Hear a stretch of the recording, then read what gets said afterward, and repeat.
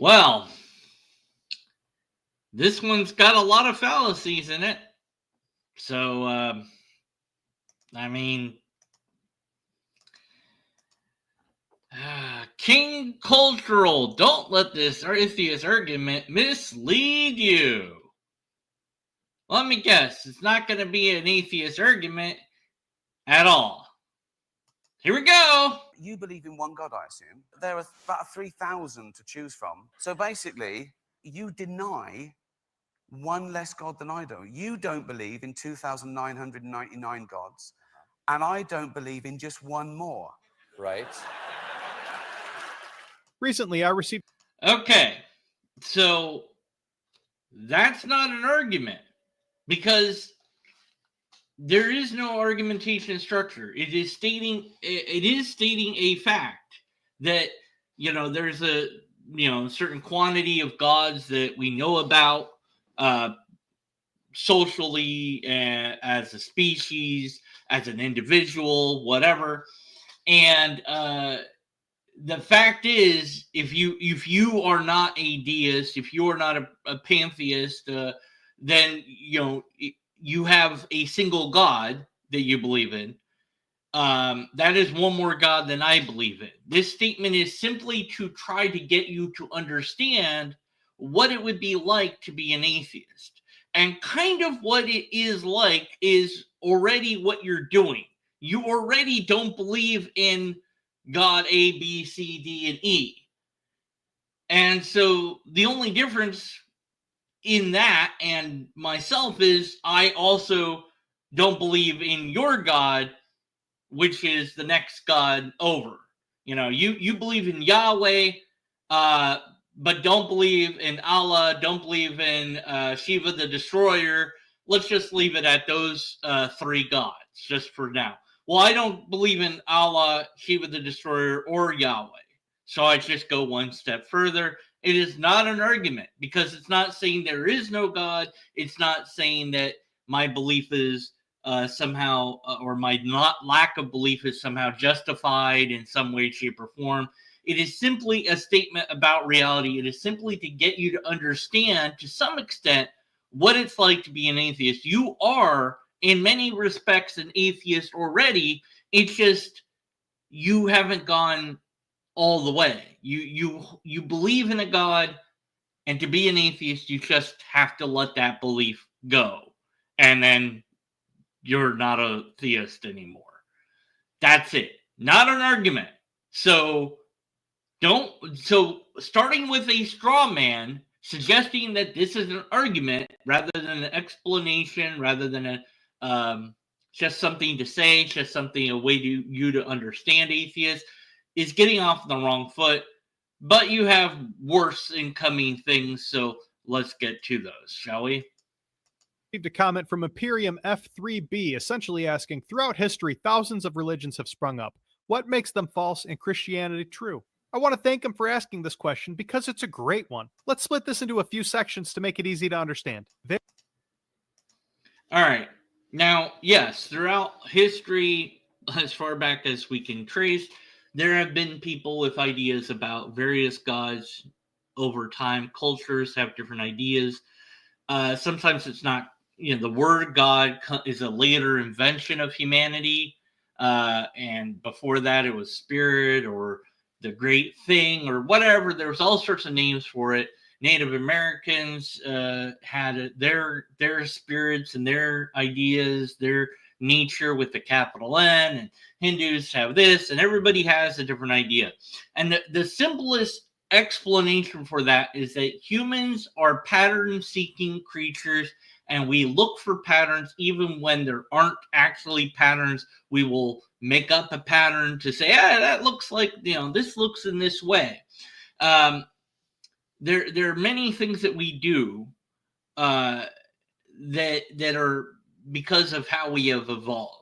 And one of those is facial recognition. So there are many rocks that appear to be faces, and they're not sculpted. They weren't made to be a face by any person, but by rain and wind and working upon that stone over time. created a thing that looks to us to be a face, but it was not designed. It was completely a process of natural forces that came together to make it look like a face to us, and probably only from certain angles. Now, the more complex features that a rock face has, the less likely it would be to be arranged by weather. Maybe. Depends. It's not really a necessary fine line that you can draw, but it's an inference that many people would make. Well, that rock, that's not too complicated of a face. But the president's depiction on that one on Mount Rushmore, that's really complicated. That couldn't have been made by random weather.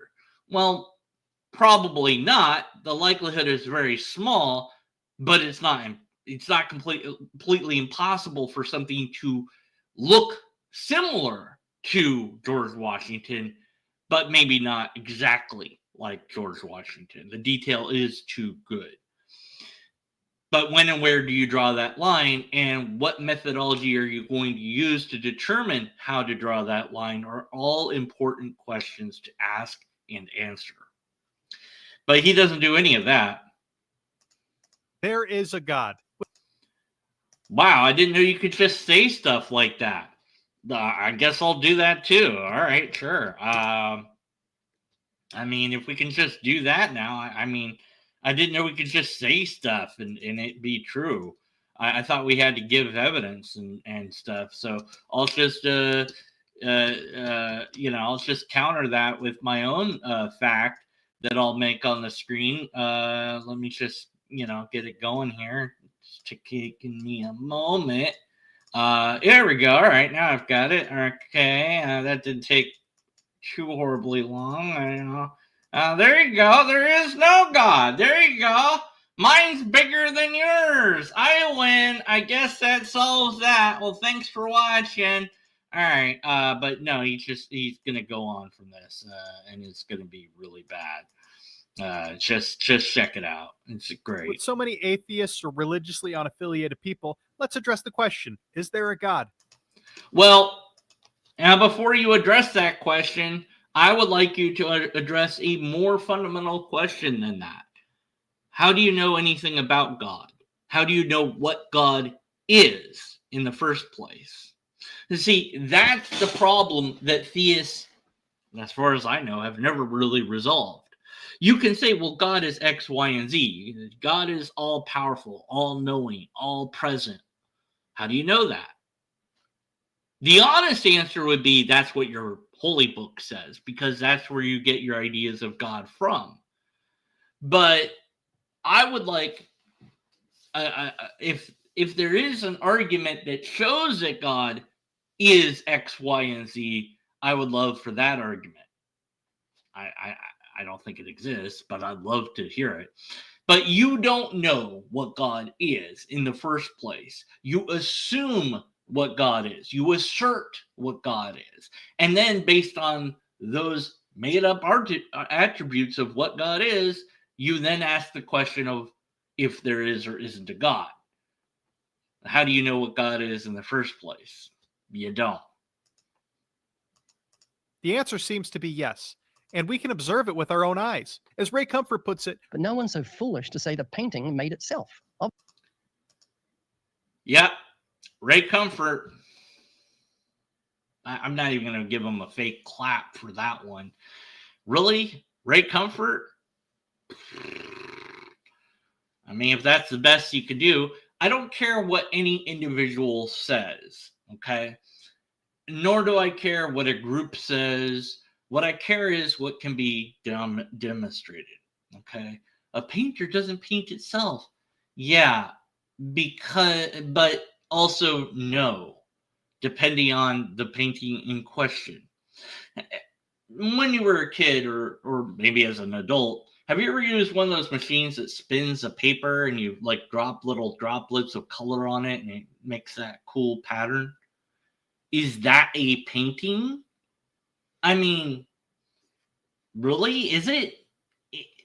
You don't even need the person to drop the color. You could just have it drop by a machine or mechanism of some sort.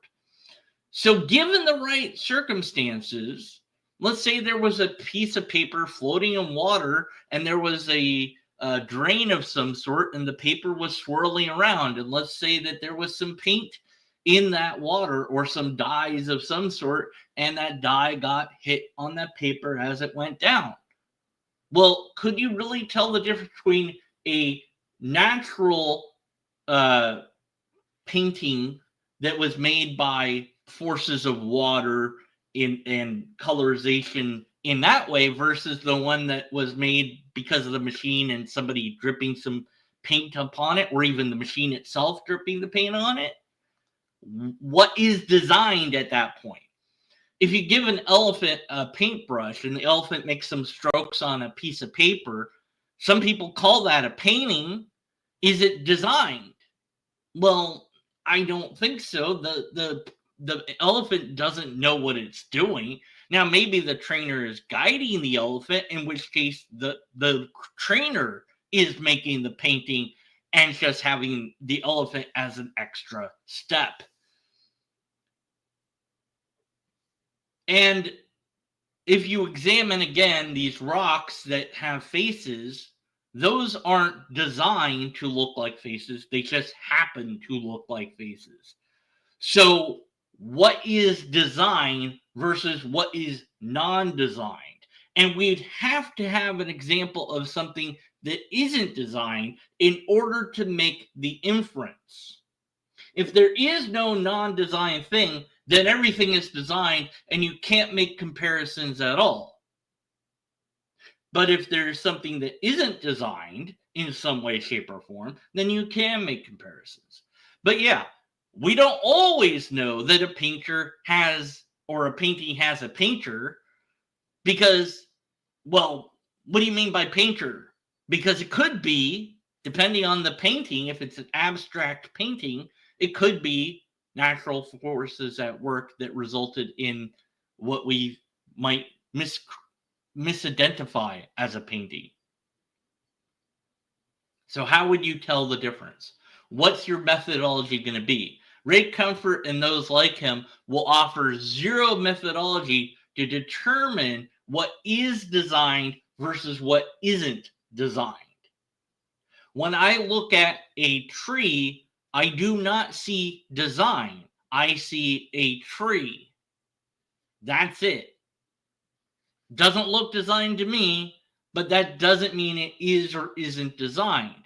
Inference alone isn't enough to allow us to tell when something is or is not designed. We need a methodology to determine what is or is not designed. Intuition is not good enough. So what's your methodology? And if you do not provide us with one, then your conclusions are going to be erroneous. His conclusions are going to be erroneous, but I'm just explaining that. Yeah. Obviously, there was a painter. The building is proof of the builder, and creation is proof of the creator. Okay, and so circular reasoning. If you assume that it is creation, then you assume there's a creator. That's flawed logic, and so because it's flawed logic, we have to be skeptical of the conclusion. Without using circular reasoning, can you prove that there's a God? Because this is not even an argument. It is simply saying, of course there's a God. Look around you. Well, I just see walls and stuff. I mean, look outside. Look at the trees. The trees are proof of God. No, they're proof of trees. You would have to give me a methodology to deduce that this is the work of a God versus the work of just natural forces. And if I can't tell the difference, then why think that there is a God? Why not just think that there's natural forces? At no point during the many steps that get to a tree, or get to humans for that matter, do I see a need for God. But theists do, because, usually they ignore science to do that. But we'll see if this guy does that. I mean, he's citing Ray Comfort, so I wouldn't be surprised if he denies evolution and other stuff like that. A computer with all of its complexities has an engineer, and it can't do a fraction of what the human mind can do, which leads So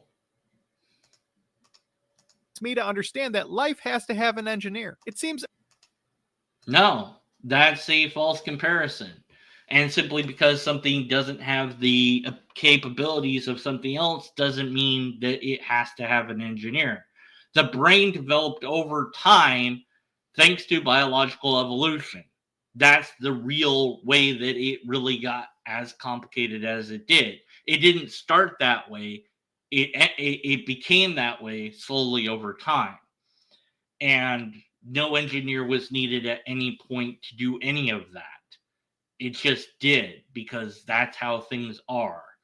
I know it's complicated, so it's easier to just watch Tom and Jerry, I guess. it's evident to me that our Earth is no accident. I mean, I don't know what you mean by accident, but this is a classical apologetic tactic to say accident or chance and leave out the filtering mechanism that absolutely is present.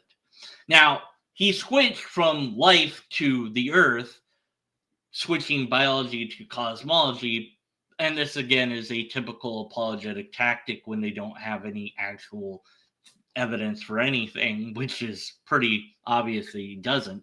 By the way, none of this is evidence of God. It's just evidence you don't understand how things work. But yes, the Earth, as we know it, is the result of what you could call an accident to some degree. But you could also say that there was forces at work that made the result inevitable. What made the Earth? Now, you might think God made the Earth, but in actuality, what made the Earth is gravity.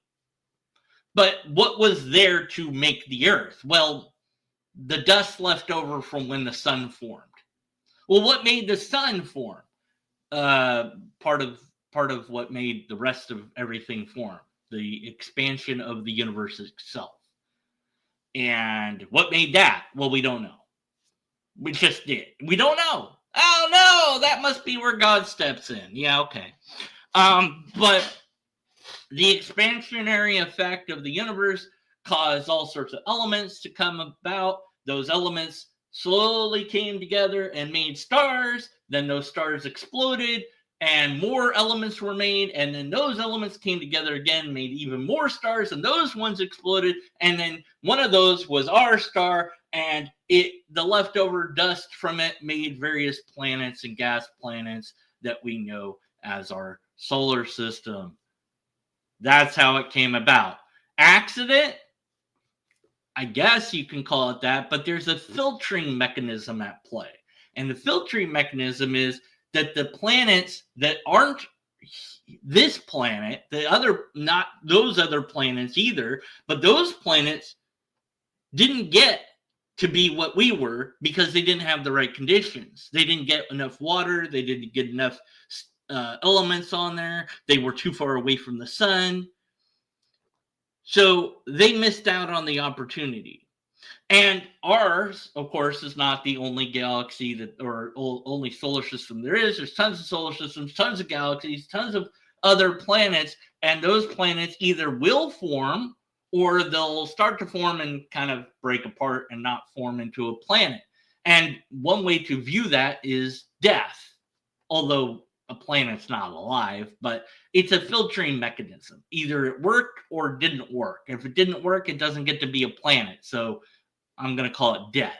And I'm going to call it dead only because, to go back to life, when you're dealing with life, you either have things that do work and stay alive or die and it didn't work because it's dead now. And sometimes you just have to work long enough to pass on your genes and then you can die. So in a similar way, maybe certain planets can exist long enough to be a planet and then they crumble into dust and die, and what's left behind is absorbed into another sun or another planet and becomes, well, another sun or another planet. but there's a filtering mechanism going on all the time of decay or death or just not working. And the accident word leaves out that filtering mechanism. The by chance leaves out that there's a filtering mechanism at play. And we are one of many millions and millions of planets out there. We got lucky. If you roll the dice enough times, the numbers will eventually be 2 or 12, even though those are the extreme ends of the bell curve. Of course, if you make your dice differently, you can get different results. But anyways, also, again, appealing to that it can't be chance or it can't be random. It's just something you're saying, not something that you're proving. Why can't it be chance? Why can't it be random? You just don't want it to be that. But what if it is that? So what? Just saying, well, it can't be, that's you saying something appealing to your own personal credulity rather than an actual fact of reality. And that's another logical fallacy. I mean, if the Earth was just 1 mile further from the sun, we'd all... No, the Earth could be very far away from the sun or very much closer to the sun, and there'd still be life. I'm kidding. Earth fluctuates like 3 million miles from the sun every orbit. Okay, so you know that. But everything is designed, and how do you know that?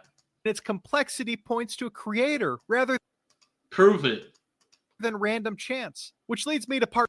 So there's a false dichotomy. It's either a creator or it's random chance. But you haven't shown that a creator is even a thing yet. You're just asserting it as it. But we know that it's not random chance by itself because random suggests no filtering mechanism, which there is. And we know for a fact that chaos will go into order due to many, many reasons. There's one of them. Let's see if I can find it. Where is it? If I can't find it soon, I'll give up. But let's see, where is it? It shows. Here we go. Order from chaos. Here we go. It's called the Gallatin board. Okay, and it's a very simple thing. Let me just show the thing. Here's that. Okay, and it goes. Okay, so it starts here. All the beads are in chaos. Well, they're in this little cup here, and there's all these little dots, and they can go left or they could go right. And as soon as he turns it over, they all kind of form this nice little peak every single time. And you can keep doing this. They'll keep doing it over and over again. The peak will be slightly different each time, but they'll always fall into this. You're getting order from essentially chaos because actually the pegs are a filtering mechanism. And there's only so many ways they can go. If they have to go right every time to land down here, they have to go left every time to land down there. And well, why wouldn't all the beads go down there? If you let them go one at a time, maybe the pattern would be different. Interesting experiment to try out and see what happens. But again, you're saying random, which isn't true. So what you're saying is false. So we shouldn't believe you. Where are we? Get back up there. I love how he's just saying stuff. That's great. Part 2. Can we know which God is true? The answer is yes. Even if I haven't looked at every God, I can find evidence for truth in one. It's sort of like how I can know that 2 + 2 is 4, even if I haven't proven that 2 + 2 isn't 5 or 6 or 7, just by seeing that 2 + 2 does in fact equal 4. I like how cross-examination.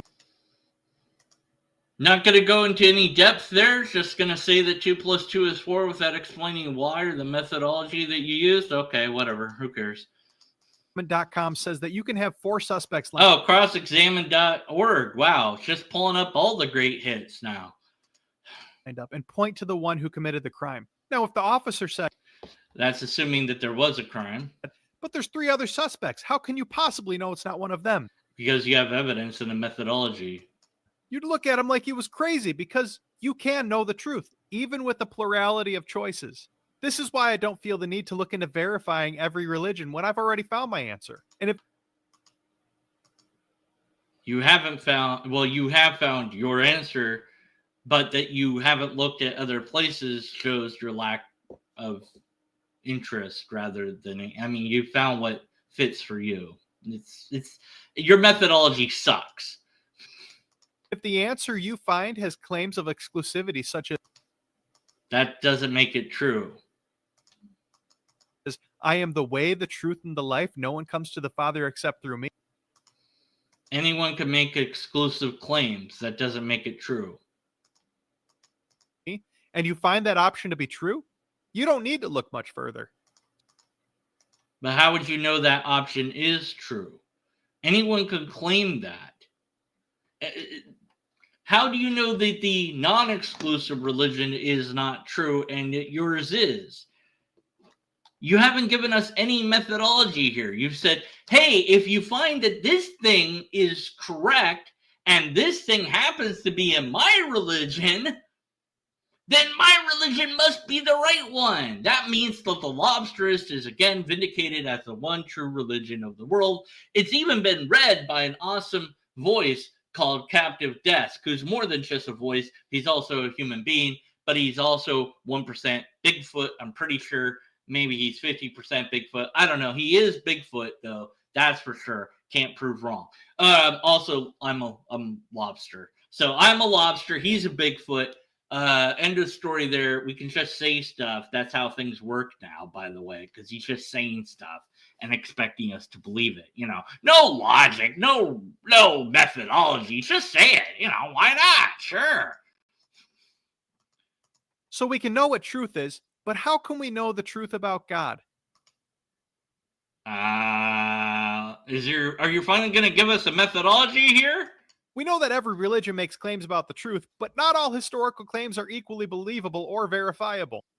Yeah, some aren't even what makes them a historical claim is what they were written a long time ago, or is it a claim about history? Because those are two different things. Whatever.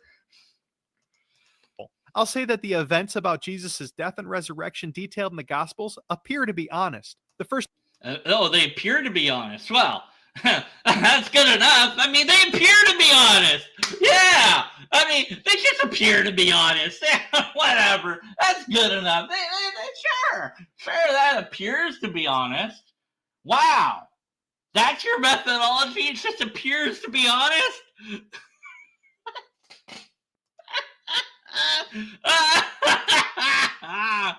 first thing that makes the gospel accounts seem accurately recorded is that they include that women were the first to see Jesus' resurrection. Oh, the embarrassment criteria. Oh, this isn't even a real historical thing. This is something that apologists made up. They made this idea up. I don't think other historians do this. Only apologists do this. Maybe apologists that are also historians do this.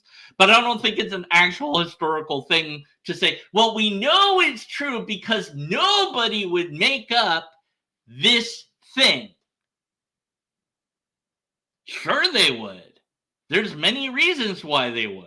First of all, the story wouldn't make sense if you didn't have women going first to the tomb, because women are the ones that take care of a body. So you couldn't tell a story that doesn't make, well, you can tell a story that doesn't make sense. You couldn't tell a story that doesn't make at least some sense. So this is a non-anything. But if we're going to go with the idea that you don't have in something embarrassing, well, again, I'll just say the lobsterist. It has a part in the lobsterist where it says, take that part out later. Don't leave it in there. Remember to do this. Well, or something like that.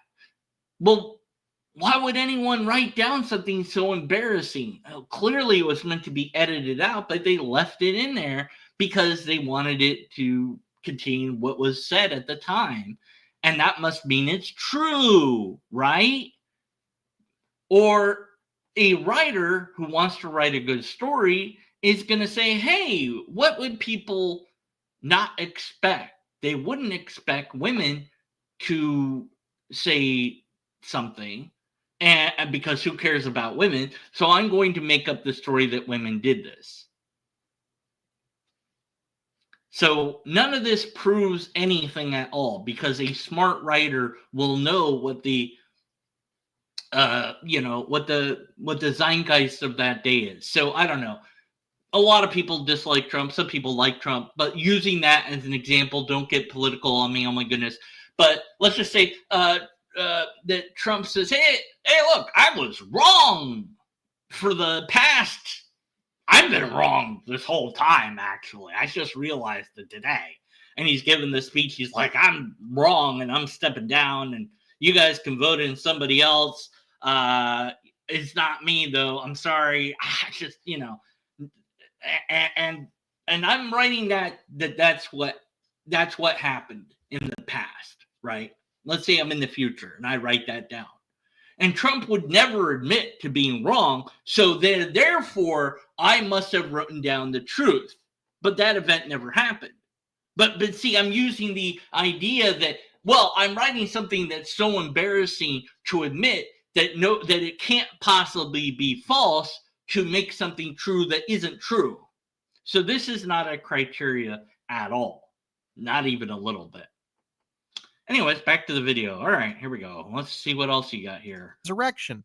All four Gospels detailed this, even though in that culture, women's testimonies weren't seen as valuable as men's. If the Yeah, you know what you're leaving out, though, is that in some of those Gospels, the women don't tell anybody. They just run home scared, at least in one of them. So only in 3 of them do the women actually go tell anybody. And who they tell also changes from gospel to gospel. In fact, I think I did a video on this once upon a time. Let's see. I believe, 0 contradictions at the tomb. So you can just check out that video. I cover all the non-contradictions there. But let's just skip to, let's see. The women part, who visits the tomb. Okay. Because this is what he's talking about, and he's leaving out this information. So in Matthew, Joseph wraps the body, and the next morning there's 3 women. In Mark, they come back later, but there's no Joseph, just the women. Also Luke, they come back later. John, Joseph of Arimathea anoints before burial. So Joseph definitely there. Maybe, I don't know. He's not here in those 2, but he's here in those 2. But then there's no mention of women in John at all. So I don't know who's visiting the tomb. But at any rate, in Matthew, Mary Magdalene and then a second Mary visit the tomb. But in Mark, Mary Magdalene, a second Mary, and Salmon visit the tomb. In Luke, Mary Magdalene, Mary the mother of James, and Joanna the other women visit the tomb. But in John, only Mary Magdalene visits the tomb. So, well, I guess we have to go with the majority and say Mary Magdalene visited the tomb, and from 1 to several women beyond her may or may not have visited the tomb. I guess more of them said that there was a second person besides just her. So I guess that means there was at least 2 women. One of them definitely Mary Magdalene, but the others were either a Mary or not. And I guess because, so who's visiting the tomb here? He leaves out that the Gospels don't quite agree with each other. Gee, I wonder why he would do that. Anyways, all right. So, if it was made up, they should have used more culturally reliable witnesses. No. Again, if the story is made up, what sense would it make to have Matthew, Mark, Luke, or John, or any of the disciples, Peter, whatever the hell their names were at this point, go and say, hey, let's go work on Jesus's body. But men don't do that. Women do that. And they're in hiding. They're like scared. So, why would you write the story in a way that makes so little sense. Yes, you can make up a story. Anyone can make up a story. It's just so ridiculous. This is nonsense. This is not our criteria. So no to that. who were all eyewitnesses of the event, died defending the truth of this event. Oh, he's going to do that lie. They died defending the truth of this. No, they didn't. Not a single one died because of this event directly, at least as far as I can tell. They did all die, but they didn't die with the idea of like, if you say that it's all fake, we'll let you live, but if you don't, then we'll kill you. Nobody died for that. Okay, not a single one of them. So no, none of them, not a single disciple died in that way that you're suggesting. What you're doing now is just lying. That's not even a fallacy. It's just lying at this point. But who cares? You can just say stuff. All right, what else? What's this guy? Who's this idiot? Event. I like how Charles Colson of Watergate infamy describes it. Who? Why should I believe this guy? Why should I care what he says? I shouldn't? Oh, okay. I know the resurrection is a fact. No, you don't. You believe the resurrection is a fact. And Watergate proved it to him. Okay. And Watergate proved it to me. How? Because 12 men testified that they had seen Jesus raised from the dead. No, they didn't. They didn't. And even if you have, so now the criteria is we have at least 12 people that say something happened. Okay, friends, can we get 12 atheists to all say that I'm God? Let's see if we can. I don't know. I'll email a bunch of you and see if you'd be willing to do that for me. And, you know, just make a recording and say, yeah, Deconverted Man is God. And I guess that proves I'm God then. You know, because that's all we need is just 12 people to say that something happened. That doesn't make it true. They didn't testify either. The story doesn't even record that they testified it. I mean, this is just nonsense. They proclaimed it for 40 years. I don't know about that.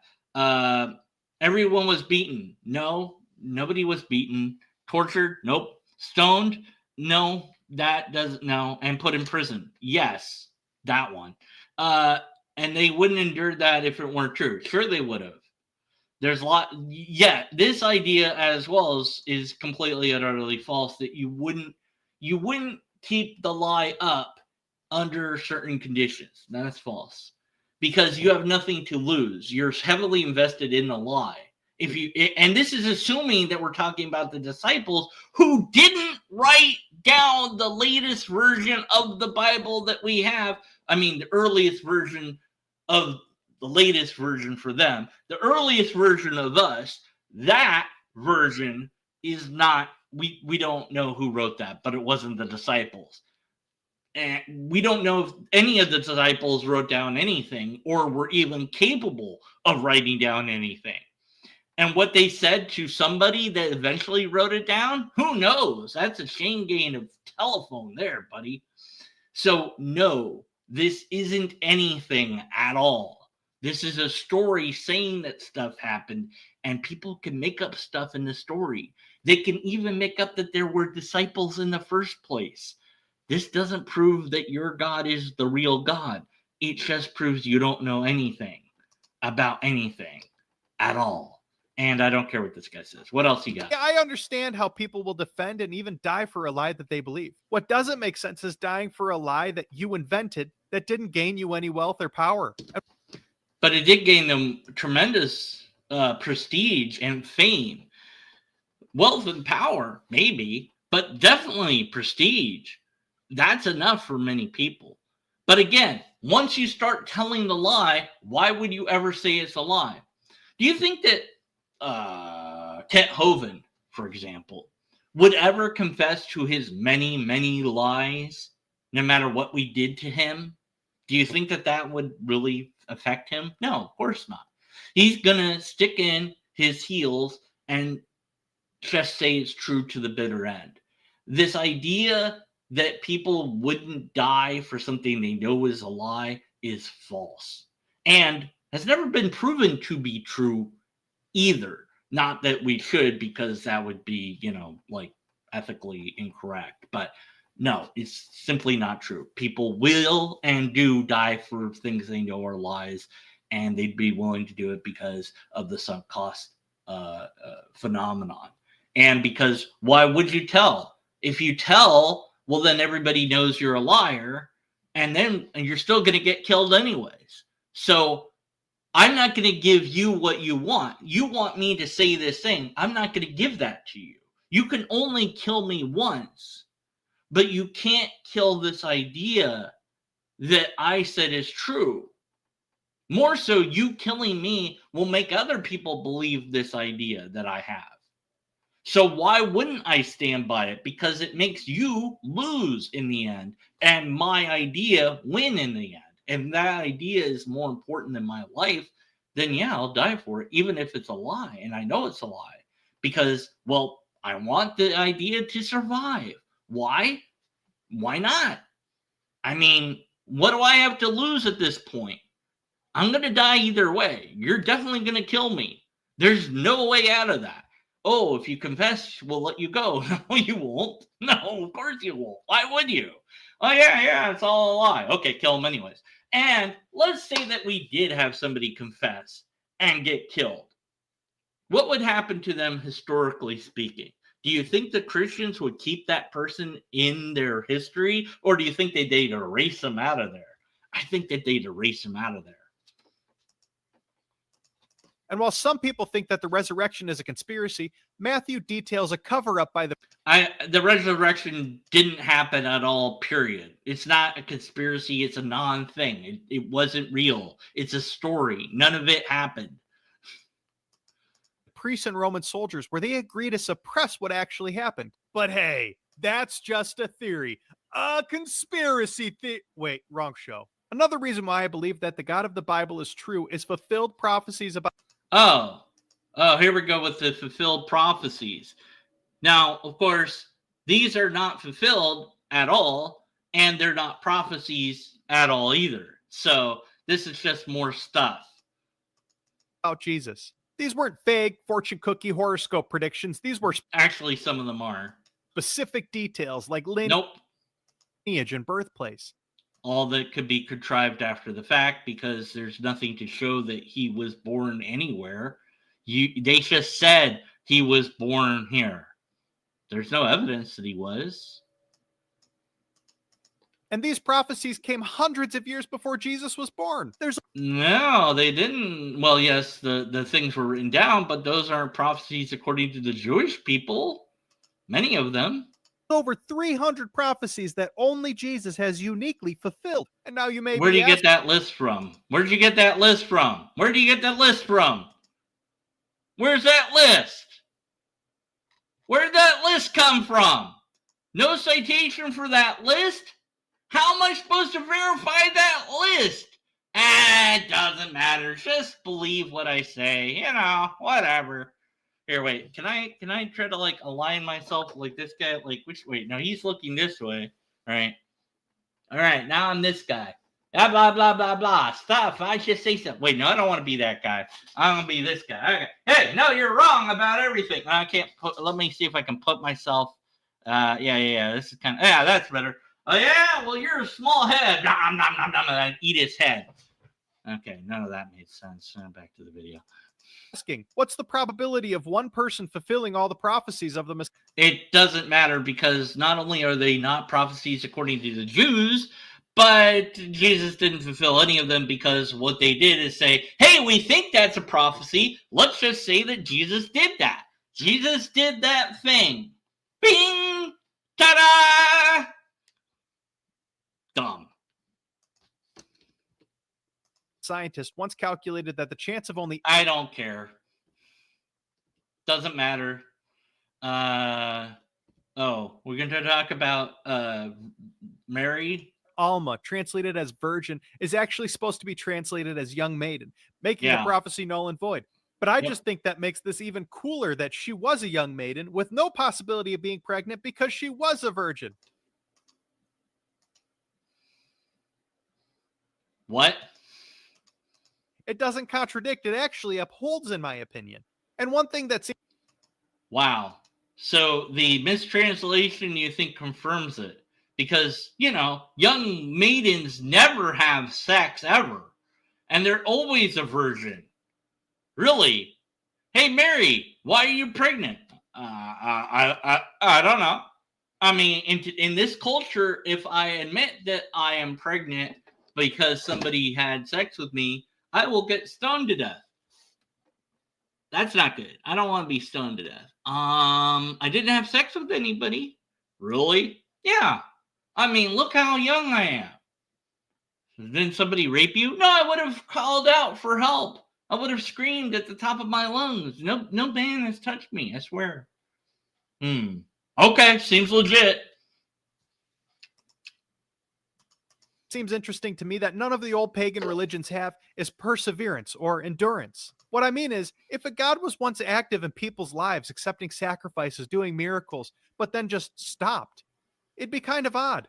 Why would they care to demonstrate their power and receive worship and then just stop? If they were real, where did they go? Are they out on a long trip, or maybe they're relieving themselves? We don't see most, if any, old pagan religions persevere in any meaningful way. What are you talking about? Zoroastrianism is still around.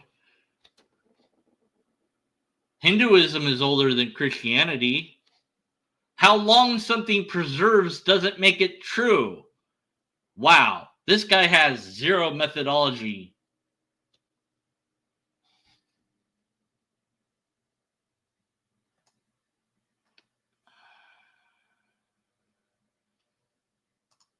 If a god at one point reached out and wanted to be in people's lives and then just stopped, it would signal to us that he either changed or lost power.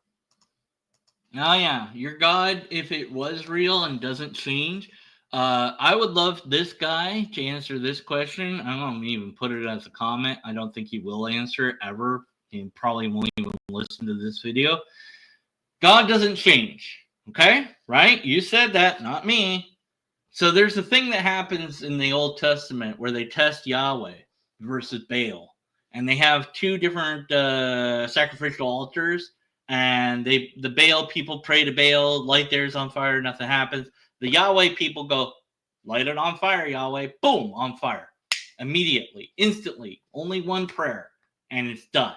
So, since God doesn't change, if we set this up, you guys can pray for Yahweh to light your fire. We won't even need the Baal one. We'll put it there anyways and I'll pray to Baal. I don't care. I know neither one's going to catch on fire, so I'm not worried about it. But you also know that that test would fail. Yours would never light. Yahweh would never light it on fire. So now you're left with explaining why Yahweh suddenly changed, because he allowed this test back then, but he won't allow this test now. How is that possible? Did Yahweh change? And as far as interacting with people's lives, God isn't interacting with anybody's life at any level that can be demonstrated at all. So I guess God did change then. Yet the God of the Bible endures, not only in people's thoughts, but also in action. Jesus isn't just a guy who lived a long time ago. He's actively working, healing. No, Jesus might have not even been a guy at any rate, but whatever, I don't care.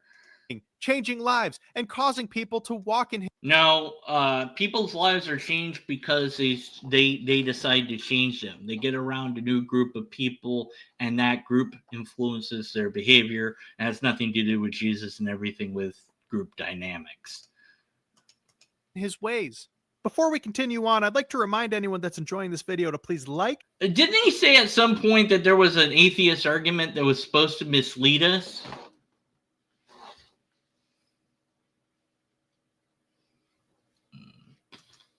Subscribe and hit the note. Now, some personal reasons why I believe that the God of the Bible is true. All right, don't care about your personal reasons. I'm not even going to cover it.